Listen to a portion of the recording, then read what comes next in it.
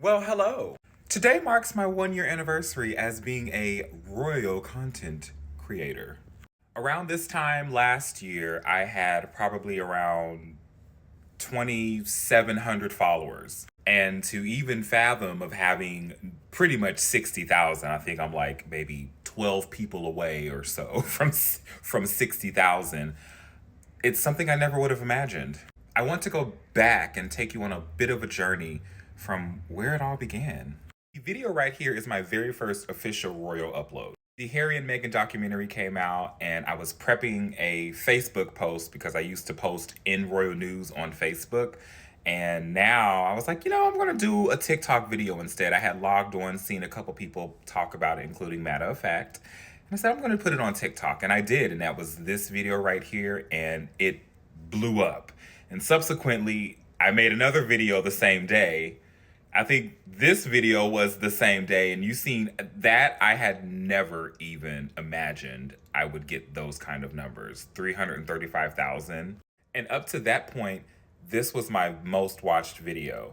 And you have to scroll back a lot to go and rewatch these videos. Obviously, they're over a year old, but that was just the beginning of In Royal News. However, before I was in royal news, I was like something the Duchess. It was modeled after Meghan's title, obviously. We transitioned into part 2 of the documentary, and within like 3 weeks, I went from 2,700 followers to like over 11,000. Within 2 months, I was featured in Newsweek magazine because of this video right here, the Duchess of Sussex curtsy to the Queen during the funeral, which was my very first video to even hit over 1 million views. And it's at 3.5 million views to date. Also within that time, I get one of my first sponsorships with Queen Bee Crown Company on a live. You guys, I was on live, and she was like, I want you. I mean, she didn't say that specifically, but she offered me my very first influencer sponsorship, and I will forever be grateful. And I have always loved working with Jen. Jen, thank you so much. I'm not going to cry, but that meant so much to me. After that, I got to go to the coronation of the now King Charles III and give interviews. I remember during the funeral and that time of Queen Elizabeth, of her passing, I had a lot of people, especially on my Facebook, who called me an Uncle Tom, among other nasty names, just because you have a person of color, a Black person, honoring Queen Elizabeth.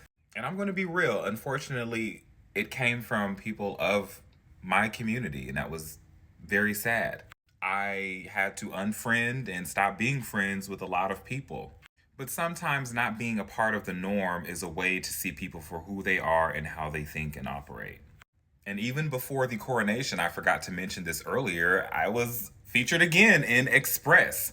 A popular TikToker has pointed out questionable details about Diana, Princess of Wales's biography on the Royal Family website.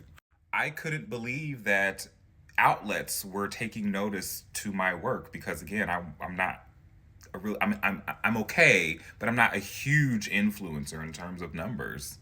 And that same video was my second video to hit 1 million views. Don't even get me started on being featured in the Secrets of Prince Andrew documentary, which it wasn't really a secret, honestly. There was no secrets in there. Shout out to Meredith Constant, because she was the one that found all this out and like texted me, and we were screaming on the phone with each other. I'm like, what? How did this happen? I don't understand. I also cannot forget to thank Sweet V for bringing me into their family and entrusting me with reviewing their products. I still can't believe I actually work with them. I've had lots of amazing opportunities come my way during this year, and I do not take them for granted at all. Visiting palaces in Thailand and Hawaii. Having the Duchess of Sussex's makeup artist put my video on his page, which I still feel like she's seen it. Omid Scobie not only looking at one of my posts, but commenting on one of my TikTok videos. Having award-winning broadcaster and journalist Afia Hagen follow me. And actually, oh my gosh, like I still can't believe it. And this is recent. Though there have been some hard times on this app, and if you know, you know, I can honestly say the good has definitely outweighed that. And it's really because of you all, the people that have entrusted me to provide you information, to provide you news, to provide you commentary, jokes and laughs and sadness, because that's also important, right? Thank you to all my paid subscribers. I thank you to everyone that has sent a gift. Thank you to everyone that has supported me this last year. And y'all know I be getting emotional. It's the water sign in me. I attribute all of the success now and hopefully the success in the future to you all. I am who I am because of the people you are. And I cannot thank you enough. We are wrapping up 2023 and I so look forward to 2024. Hopefully 100,000 followers. And from the bottom of my heart again, thank you. Always and forever, Lord Everett, you're in Royal News.